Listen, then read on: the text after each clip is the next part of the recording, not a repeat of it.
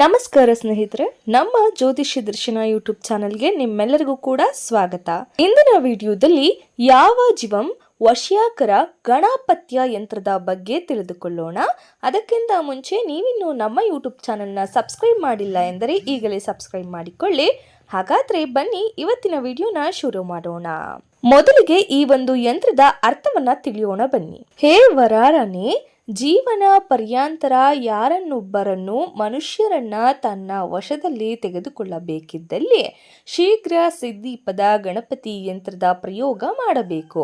ಅಗಲ ಮತ್ತು ಛಿದ್ರರಹಿತ ಭುಜಪತ್ರಿಯ ತುಂಡಿನ ಮೇಲೆ ಅನಾಮಿಕ ಬೆರಳಿನ ರಕ್ತದಿಂದ ಹಾತಿಯ ಪಿತ್ತದಾಳದ ಬೇರಿನ ರಸ ಗೋರೋಚನ ಈ ಎಲ್ಲ ಸಂಪೂರ್ಣ ವಸ್ತುಗಳನ್ನು ಕೂಡಿಸಿ ಜಾತಿ ವೃಕ್ಷದ ಕಟ್ಟಿಗೆಯಿಂದ ಲೇಖನಿಯನ್ನ ಮಾಡಿ ಬರೆಯಬೇಕು.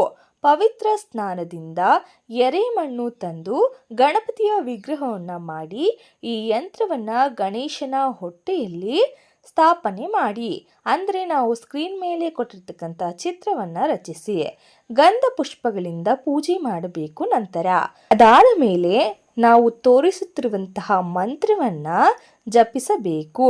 ಉಚ್ಚಾರ ಮಾಡುತ್ತಾ ಅಂದರೆ ಹೇಳುತ್ತಾ ಕೈಯಿಂದ ಬೂದಿಯನ್ನ ಲಗೆಯುತ್ತಾ ಆ ತಗ್ಗಲಿನಲ್ಲಿ ಗಣೇಶನ ಪ್ರತಿಮೆಯನ್ನ ಒಂದು ಮಾಡಿ ಮುಚ್ಚಿ ಮೇಲಿಂದ ಮಣ್ಣು ಹಾಕಿ ಪೂರ್ಣ ಮುಚ್ಚಬೇಕು. ಸಾಧ್ಯ ವ್ಯಕ್ತಿಯು ಗಣೇಶನ ಪ್ರಸಾದದಿಂದ ಜೀವನ ಪರ್ಯಾಂತ ನಿಮ್ಮ ವಶದಲ್ಲಿ ಇರುತ್ತಾನೆ. ಈ ಒಂದು ಮಾಹಿತಿ ನಿಮ್ಮೆಲ್ಲರಿಗೂ ಕೂಡ ಅರ್ಥ ಆಗಿದೆ ಅಂತ ಅಂದ್ಕೊಳ್ತೇನೆ. ಈ ಒಂದು ವಿಧಾನವನ್ನು ನೀವು ಮನೆಯಲ್ಲಿ ಟ್ರೈ ಮಾಡಿದ್ರೆ ನಿಮಗೆ ಬೇಕಾದಂತಹ ವ್ಯಕ್ತಿಯನ್ನು ನೀವು ಬಹುಬೇಗನೆ ವಶ ಮಾಡಿಕೊಳ್ಳಬಹುದು.